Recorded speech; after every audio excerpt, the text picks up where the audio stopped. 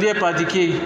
دارنګه آدم علیه السلام الله په دې کې روح واچو چې کله په دې کې روح داخل شو نو د وی پرنجې وکړه. حدیث کې راځي نو الله رب العزت ورته د الحمدلله ویله چې ټول ثنا صفتونه د الله دپاره دي.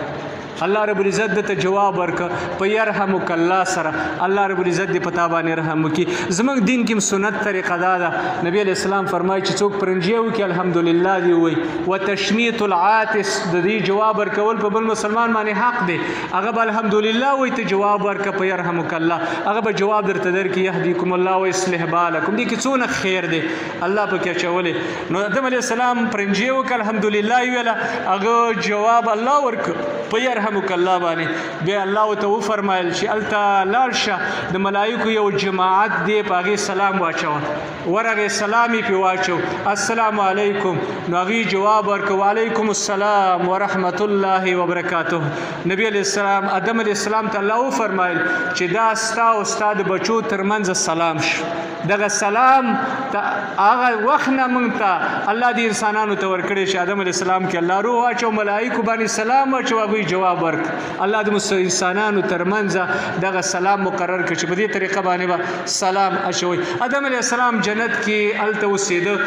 یو وخت ویده و چې راپاڅېد ګوري خواته بیبي ناسته ده، یو زنانه.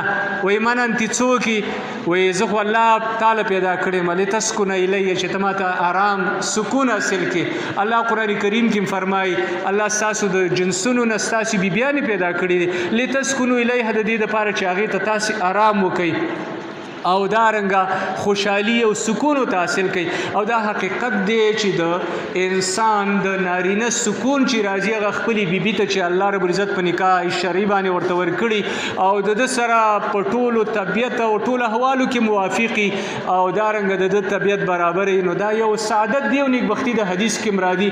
نبی علیه السلام فرمایي دنیا ټوله فایده ده، خو په دې کې غوره فایده نیکه صالحه بیبي ده چې ته وګوري خوشحاله دي کې اطاعت دې وکړي او تاسو په ټولو کارونو کې موافقي. نو دا د الله رب العزت یو ستر نعمت دی. نو دا حقیقت هم دی چې ډیر زړه هغه سکون چې راځي هغه د بیبي په وجه باندې چې الله چاته په شرعي نکاح باندې هغه ور نصیب کړي.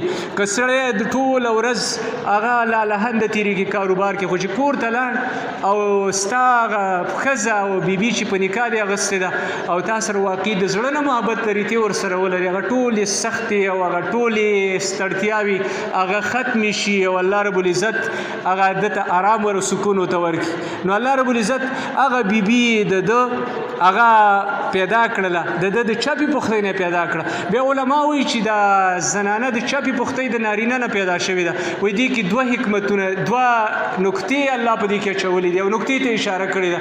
هغه دا چې نارینه د خاورې پیدا دي، ټول محبت یې د کاروبار او د جیداد او د خاورې سره دی، او زنانه د نارینه نه پیدا ده نو ټول محبت یې د خپل خاوند سره دی، مینې د خاوند سره ده. تاسې وګورئ یو زنانه به ډېره شریفه حسینه به او دارنګه یو ښایست به الله ورکړی او د هغې خاوند به د هغې په مقابل کې ډېر بدرنګ او د رنګ نه کمزورې، خو دغه خاوند یې زنانه ته د غره عمره اوچت ښکاره کېږي، دونه محبت یې. زنانه د چا تجارت او مال او د دې سره مینه نه لري، دا ورته مهم نه، بس هغې ته خاوند مهم دی چې دا ژوندی او هغې ته خپلې شپې ورځې تېرې کړي. همدا وجه ده علما وایي هغه څوک چې په دې فن کې مهارت لري او دا مطالعه کړی نو هیڅ یو زنانه د چا د تجارت او بلډینګونو سره محبت نه لري، هغې ته یو خاوند چې د ده ته مینه ورکړي او د سره موافقي، که د هغې سره په یو صحرا یو دشته کې د یو چوپال کې اوسېږي نو دا به خوشحاله.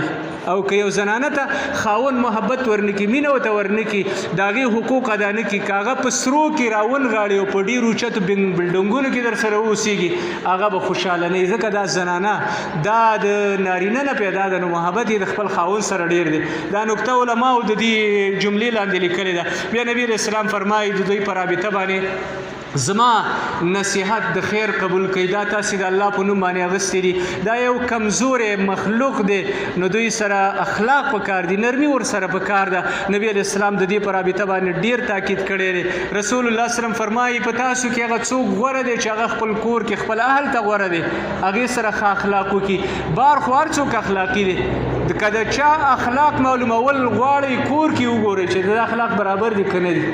کور کې د هغه سلوک د هغه اخلاق وګورئ. بعضې خلک بار ډېر پاسته نرم خو کور کې د هغې سره طاقت ګراني. که د چا اخلاق ګوري کور کې معلوم کړه چې بچي او ښځې سره اخلاق څنګه دي. د دې وجې نه د الله نبي علیه الصلاة والسلام فرمایي چې په تاسو کې بهترین شخص هغه دی چې هغه د خپل اهل دپاره ښه وي، کور کې اخلاق ښه وي، نو دا بهترین او اوچت انسان دی. د دې وجې نه نبي صلی الله علیه وسلم د زنانو په رابطه باندې ډېر زیات تاکید کړی دی د هغوی د حقوقو په رابطه باندې. نو الله رب العزت حوا رضی الله تعالی عنها پیدا کړله او د دې نه الله رب العزت هغوی ته بچي اولادونه ورکول.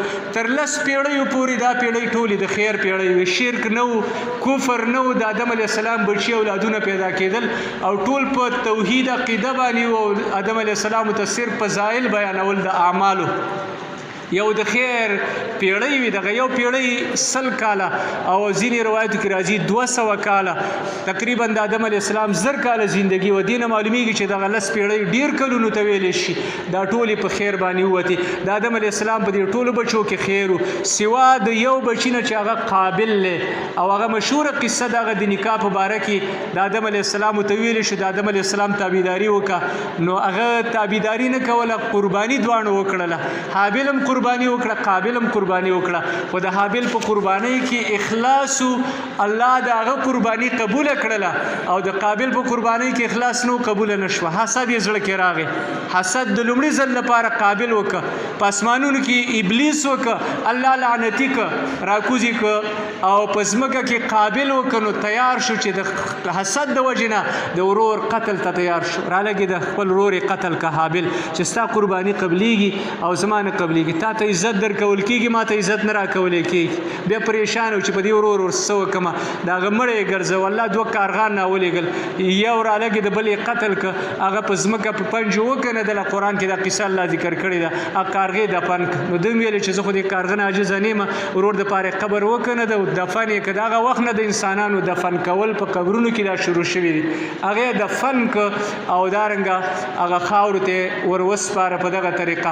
د دې وجې نه زموږ خوږ پیغمبر علیه الصلاة والسلام فرمایي چې لا تقتل نفس ظلما إلا كان على ابن آدم الأول كفل من دمها لأنه أول من سن القتل.